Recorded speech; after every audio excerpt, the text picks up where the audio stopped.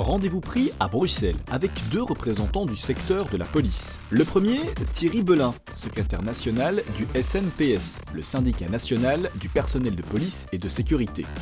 Présent également Vincent Gilles, le président du SLFP Police, le syndicat libre de la fonction publique. On va donc parler aujourd'hui de la sécurité, de l'insécurité. Vous êtes dans la police depuis de nombreuses années. Est-ce que concrètement, vous avez vu une évolution du regard de la population qui a évolué envers le métier de policier de manière générale? Oui, c'est indéniable. Voici 35-40 ans, lorsque un gendarme ou un policier communal ou un policier judiciaire, puisqu'il y avait les trois grands corps à l'époque, donnait une directive à un citoyen, cette directive était respectée, elle n'était pas remise en question, elle était exécutée. C'est seulement après qu'on posait les questions, si question devait y avoir. Aujourd'hui, nous sommes dans un tout autre schéma et la moindre directive émise par un policier doit s'entourer d'un emballage cadeau sous peine effectivement d'être critiquée, remise en question ou carrément boycottée. Et donc ça nous impose malheureusement de quelquefois, ou plus souvent, certainement plus souvent que par le passé, de passer par l'usage de la force. Et on voit ça même dans des endroits, des petites villes comme Namur, que je connais bien parce que j'en suis originaire, où la violence augmente vraiment dans la rue.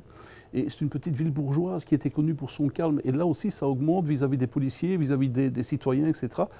Il y a une espèce d'insécurité ambiante dans les rues, sans doute due à une marginalisation de toute une série de gens, sans doute due aussi à une période, après la crise sanitaire, on a une crise financière qui impacte grandement la population, et tout ça joue évidemment un rôle très très important dans le comportement des gens.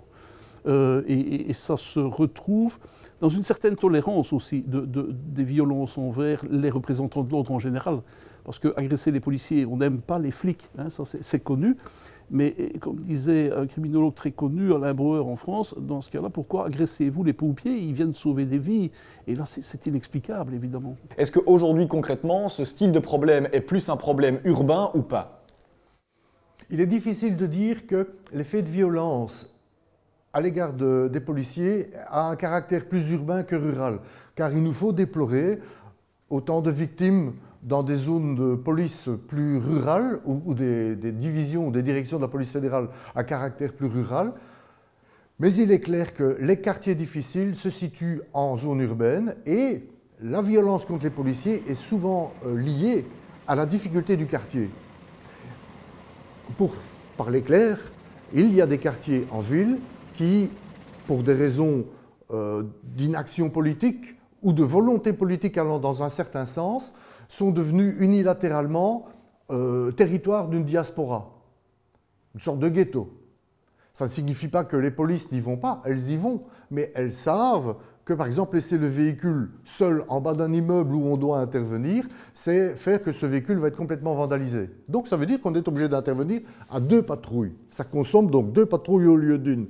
Ça, c'est la première conséquence. Mais surtout, c'est que toute cette population, eh bien, elle se prend en otage elle-même par le laisser-faire des criminels qui tentent de prendre le pouvoir dans le quartier, qui tentent de rendre ce quartier inaccessible à l'état de droit pour y faire leur petit commerce. Ce sont les citoyens eux-mêmes qui laissent faire, qui sont les premières victimes de leur laisser-faire. Maintenant, on constate quand même en campagne, et j'habite en campagne, des faits de ce qu'on appelle, de manière tout à fait erronée, des faits de petite criminalité qui sont finalement ceux qui dérangent le plus les citoyens, c'est-à-dire des tags, c'est-à-dire des dégradations au mobilier urbain, c'est-à-dire des dégradations aux propriétés privées, ou ce qu'on appelle des petits vols, mais qui sont finalement ceux qui dérangent le plus les citoyens de tout bord. Donc oui, on assiste un peu partout à cette augmentation, en effet.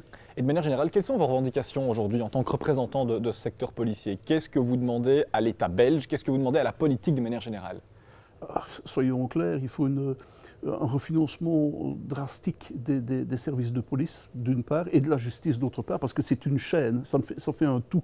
Si vous refinancez l'un et pas l'autre, ça ne fonctionnera pas. Il faut une réponse pénale après l'intervention de la police. Qu'elle soit préventive ou répressive, hein, soyons clairs, je ne suis pas un répressif à tout prix. Il faut refinancer la police, disais-je, et vous devez savoir quand même qu'on a des normes qui sont complètement obsolètes. Un petit exemple, les normes qu'on appelle KUL en termes de personnel datent de 1998. quelle est l'entreprise qui fonctionne encore avec des normes qui ont 25 ans d'âge? Ça n'existe pas, parce qu'elles ne correspondent plus du tout aux réalités de terrain, à la population, à l'augmentation de la population, au changement de la criminalité. Vous savez, en 1998, moi je suis un vieux policier, on n'avait pas les réseaux sociaux, on n'avait pas WhatsApp, Instagram, on n'avait pas le web partout. Aujourd'hui, une info dans un point A et dans un point B en millisecondes. Ce n'était pas le cas à l'époque, donc il faut absolument s'adapter. Donc le refinancement de la police, très clairement, je dirais qu'il faut revoir sa formation. Le recrutement et la sélection, il y a un tout nouveau programme qui a été mis en place, soyons clairs. Est-ce parfait? Non, parce qu'on n'y a pas mis les moyens, malheureusement. C'est là que ça pêche, donc il faut encore l'améliorer. Et je pense qu'on doit maintenant se pencher sur la formation des policiers aussi, en gardant une formation de base, parce qu'on aura toujours besoin de policiers de base qui soient présents sur le terrain, et de spécialiser alors des enquêteurs, des officiers de police judiciaire et des managers, le cadre. Je crois qu'il faut repenser ça sérieusement. Mais de nouveau, si c'est pour appliquer le dicton « on va faire plus et mieux avec moins », c'est même pas la peine de commencer. Arrêtons, c'est voué à l'échec. Certains politiques, au niveau local, en zone urbaine, ont cette fâcheuse tendance clientéliste de laisser faire eux-mêmes. C'est d'ailleurs ça qui a, et nous le savons tous, je pense que ça a été démontré dans la vague de terrorisme, ça n'est pas pour rien que certaines cités étaient plus concernées que d'autres. C'est parce que depuis des années, dans ces communes, dans ces agglomérations, une politique précise, très clientéliste, a été développée, qui a eu pour résultat la situation qu'on connaît, à savoir des quartiers en totale jachère, une pauvreté rampante, mais bien réelle pourtant, avec des dévoiements soit de criminels, soit de criminalo-terroristes, parce qu'à un moment donné, visiblement, des criminels ont glissé dans l'autre action. Mais il importe peu, le terreau est là. Et ce terreau, il faut tout faire pour comment dirais-je, l'enfermer, le limiter, ou du moins limiter les dégâts qu'il opère auprès des personnes qui sont directement concernées et qui sont des frères, des sœurs, des oncles, des tantes de ces criminels. Quel est votre regard sur l'institution judiciaire aujourd'hui, qui doit vous aider dans cette lutte contre la criminalité? Alors notre regard est assez critique à l'égard des magistrats, de manière générale. Comme toujours, il y a des magistrats qui ont véritablement la conscience de leur mission et du fait que les policiers et les policières qui leur ramènent des informations sur procès-verbaux, qui leur présentent des personnes, travaillent, que la symbiose doit être totale. Mais ces magistrats ne sont pas une majorité. D'autant qu'il y a dans la magistrature et dans le pouvoir judiciaire, en fait, trois acteurs. Il y a le parquet, l'instruction et les juges du fond.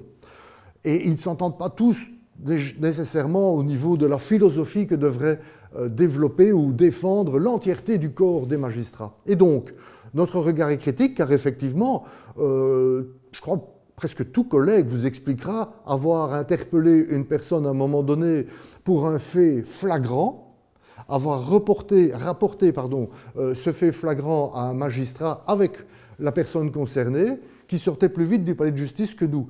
C'est un concept verbal, mais c'est une illustration bien réelle. À titre personnel, ma première mission judiciaire, il y a un paquet d'années, donc ça veut dire que ça ne date pas d'hier, ce problème, ce fossé entre police et magistrat, qui devrait normalement travailler à l'unisson. Ma première mission judiciaire, c'était une longue observation sur un deal de stup. C'est ainsi que ça s'est terminé. Nous sommes fait admonester, il n'y a pas d'autre mot, sur notre façon de travailler, tandis que la personne qui aurait dû être là était libre et continuait à polluer une jeunesse. Depuis plusieurs législatures, on a tellement désinvesti dans la sécurité en général, donc dans la police et dans la justice. Cette justice en Belgique, elle est moribonde, j'ai envie de dire.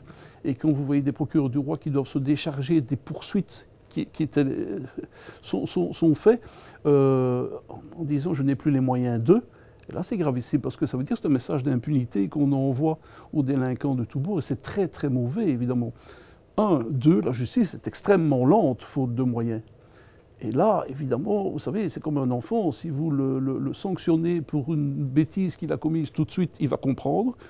si vous le faites 3 jours après, l'enfant ne comprendra pas. C'est exactement la même chose. Quand vous voulez sanctionner un jeune qui a commis un fait qu'on appelle infraction, mais qui ne l'est pas parce qu'il est mineur d'âge, vous devez le faire immédiatement. 1 an après, c'est trop tard, c'est fini. Il a peut-être évolué en bien ou en mal, mais la situation n'est plus celle qu'elle était à ce moment-là. Donc la justice est très lente, elle est particulièrement inefficace, faute de financement, faute de moyens, soyons très très clairs.